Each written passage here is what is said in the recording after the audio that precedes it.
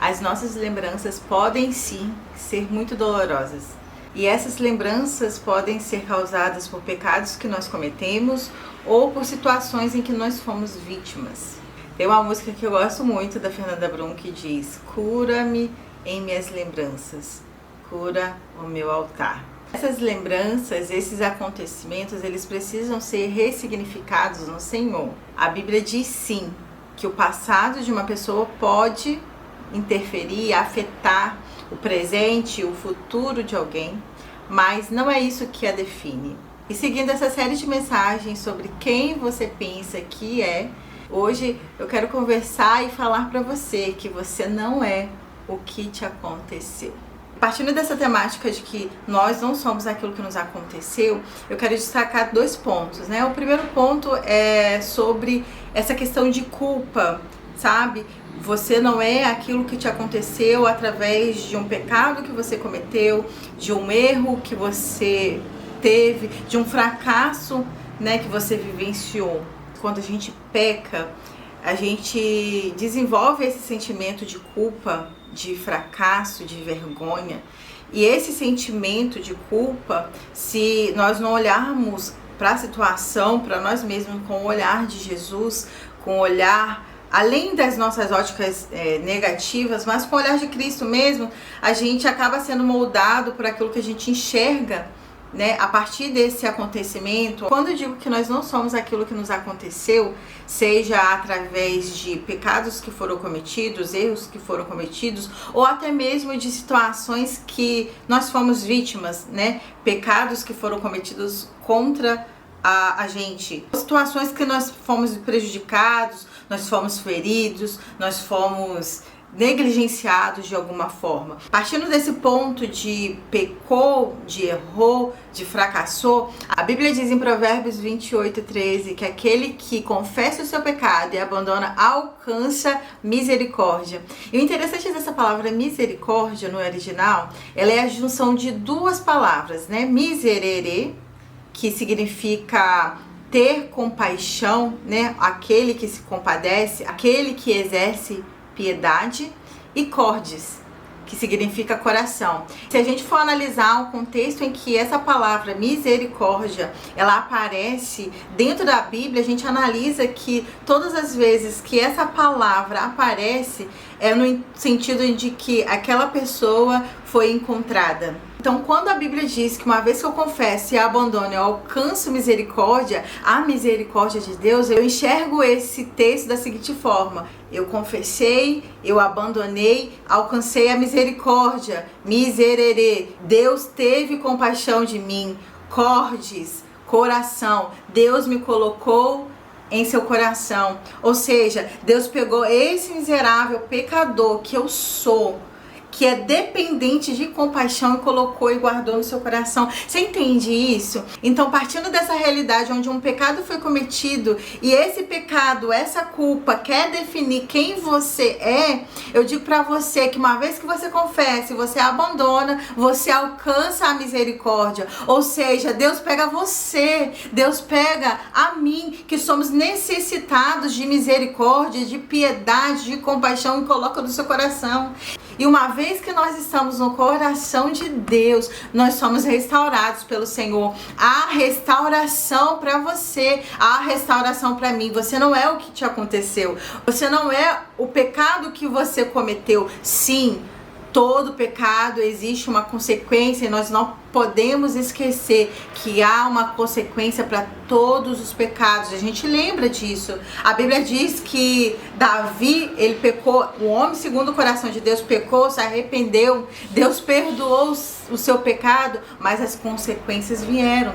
As consequências que nós vamos viver, que são consequências de pecados cometidos, a gente vai ter que lidar e se responsabilizar a respeito disso. Mas os pecados que nós cometemos não nos define. A partir do momento que nós abandonamos, que nós confessamos, que nós nos rendemos a Cristo, nós lançamos aos pés de Jesus na cruz e alcançamos essa misericórdia que a palavra do Senhor nos diz que foi liberada sobre nós.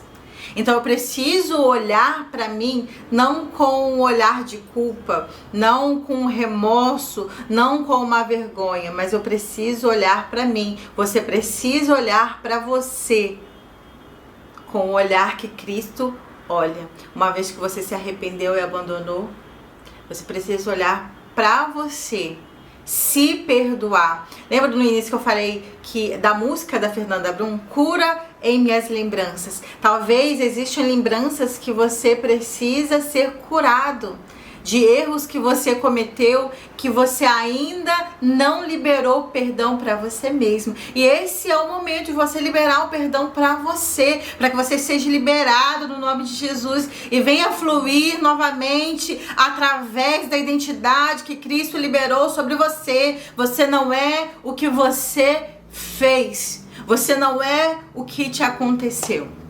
Agora, se você foi ferido, se você foi traído, se você foi abandonado, se algo te aconteceu porque alguém fez algo com você, as ações de alguém contra você te feriu ao ponto de você não conseguir liberar o seu coração, perdão, do seu coração, e esse sentimento, esse senso de justiça, esse ressentimento pode sim se tornar uma amargura que esteja camuflada no seu coração, e em algum momento isso vai estourar. Eu costumo dizer, né, porque eu percebo nas coisas que eu já vivenciei que uma amargura, um ressentimento é como uma bomba.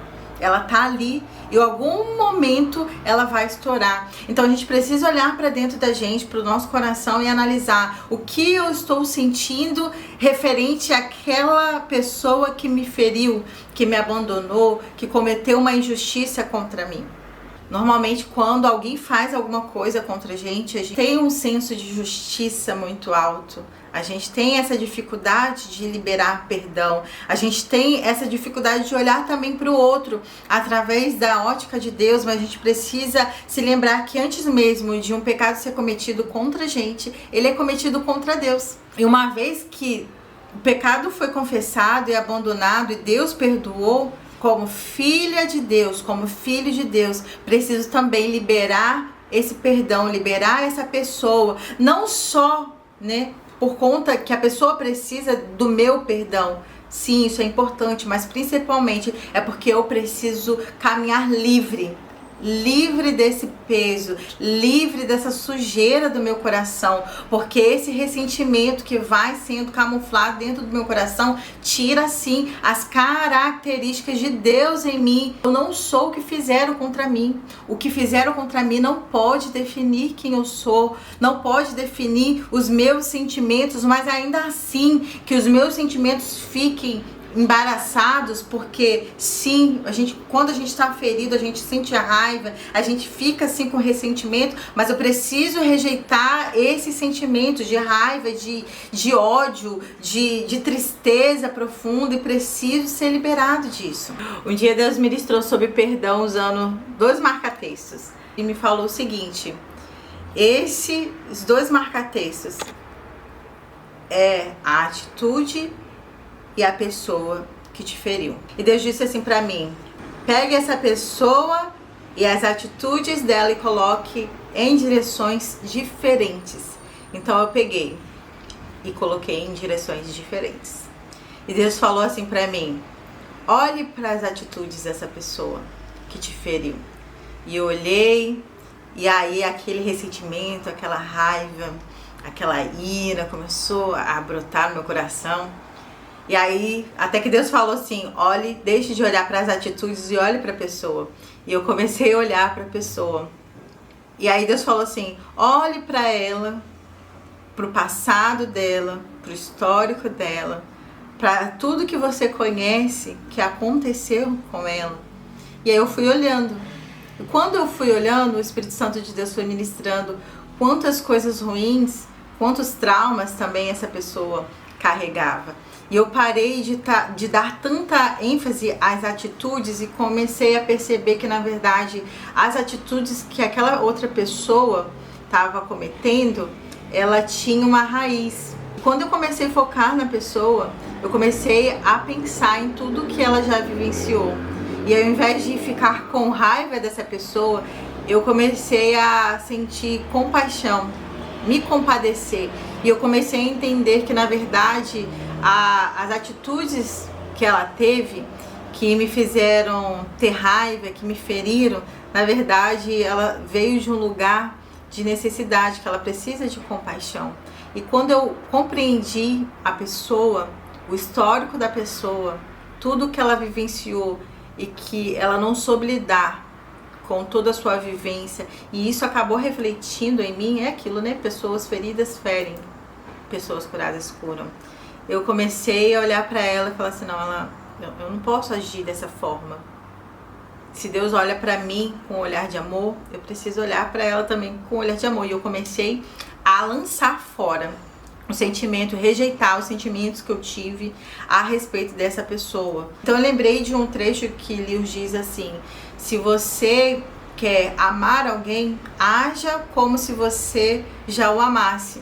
Porque a partir do momento que você começa a agir como alguém que ama alguém, automaticamente você vai passando a amar, sabe? Porque esse agir com amor em referente a alguém molda o nosso coração, a nossa visão a respeito de perdão não é diferente. Eu comecei a agir de uma forma amigável, de uma forma de misericórdia com essa pessoa e pude ver o meu coração sendo moldado.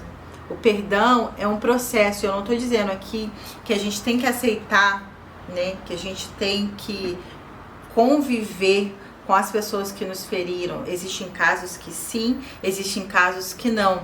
A gente não é obrigado, né? Até mesmo porque tudo tem o seu limite. Mas é sobre o que nós carregamos no nosso coração.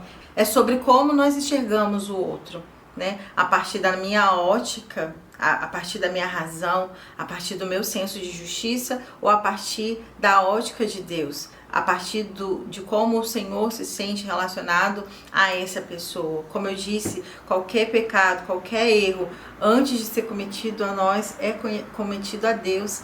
E uma vez que a pessoa que cometeu se arrependeu e abandonou, e Deus liberou misericórdia para ela, nós também, se nós somos servos de Deus, nós precisamos também liberar essa misericórdia.